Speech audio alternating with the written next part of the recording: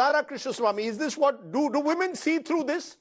In your various research that you do women see through the fact that a government, whether it's in the center or state, Sunday before elections, gives these benefits? It could be cash handouts, as we saw with the Ladli-Bena scheme, or it is an LPG price cut, or is it what women want? They're very happy with the fact that governments are responding to them. So first of all, Rajdeep, as you know, there is no silver bullet to capturing any segment's vote, including the women's vote. It is not like a one scheme is going to guarantee the women's vote. Now, secondly, any amount of LPG cut at any time is welcome. If it is before the elections, what it says to women and all citizens, in fact, the more the elections, the merrier. That is when citizens can hold parties accountable, and they will at least attempt to do the right thing.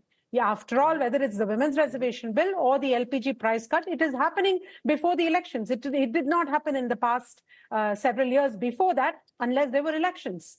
So in that sense, more the elections, the merrier for us. Now, the third thing, I'll go back to your own Mood of the Nation survey. Now, in your own Mood of the Nation survey, which is representative across all Lok Sabha segments as per C voter, what it says is that 30% of the people feel like their economic status has deteriorated.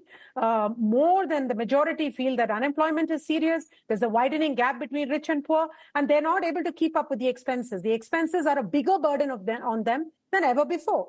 Now, when this is the case and you reduce the LPG by 100 rupees, even if it is, time just before the elections, with 81 crore being on rations, surely it's going to help them. Think about the Ujjwala scheme. While the reach of the initial Ujjwala cylinder is high, the second replacement cylinder dramatically drops, right? Why does it drop? Because it may or may not be free. Then the third cylinder doesn't even reach them because they have to pay for it, full price. So when that happens, you can see that the benefit actually dramatically drops because people are not able to afford it. So any kind of cut is a good thing. But the difference between a Ladli-Bena, a difference between the schemes that have already been delivered. Why do some parties repeatedly get the women's vote, whether it is the TMC, whether it is the BJD, whether it was ADMK under Jayalalitha, recently AAP got the vote, and in Madhya Pradesh, the BJP got the vote.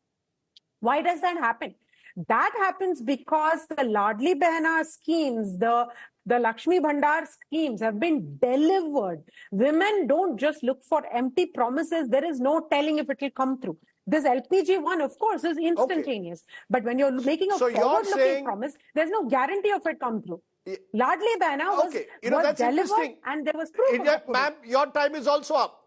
Your time is up. You're saying, therefore, that schemes that are actually delivered, like Ladli-Bena, like Kanya Shri, like the schemes on the ground which have been brought in different states by chief ministers to benefit women directly have actually worked. Which leads me to my next question. I want you to answer this, Nidhi, because you've been looking at politicians closely, women politicians in your book. And the question is, do cash handouts empower women? Do cash handouts empower women? Are you seeing more and more politicians, Nidhi, first of all, recognizing the woman vote there? Did you see that? Or do women leaders, are they more sensitive to the woman vote? Or does it now spread across that the power of 49 or the power of 50 has finally been recognized? So, Rajdeep, here I would like to tell you one thing. So, let's be very clear that you asked the question on LPG. I'll take you just a week back where Aam Aadmi Party government in Delhi, in its budget, introduced a scheme which was a Mukhya Mantri scheme which said that 1,000 rupees will be in any woman, for any woman who's 18 years of age and above is not drawing any pension.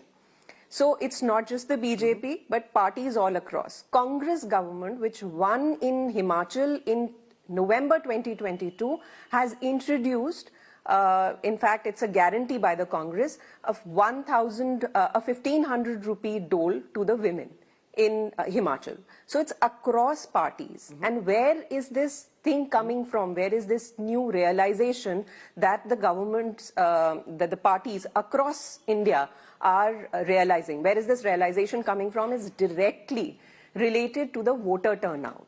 So if you see increasingly since 2018 and even in some states since 2013, if you see data, the number of women turning up for voting have actually surpassed the men voter turnout, especially in states like Chhattisgarh this time again. In 75% of the booths, 75% here, women had surpassed men across states. Bihar, it has surpassed. Everywhere you see the women voter actually taking the central position, and this is why parties all across India, you'll see regional parties as well as national parties are actually realizing the importance of the woman vote.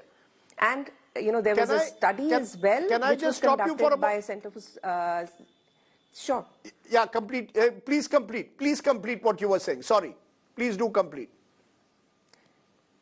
So, even in CSDS, there was a survey conducted after the 2019 elections, which actually found that, we had this very severe criticism, which actually said that, women voters vote according to the men of whatever the men decide, that's exactly how they vote.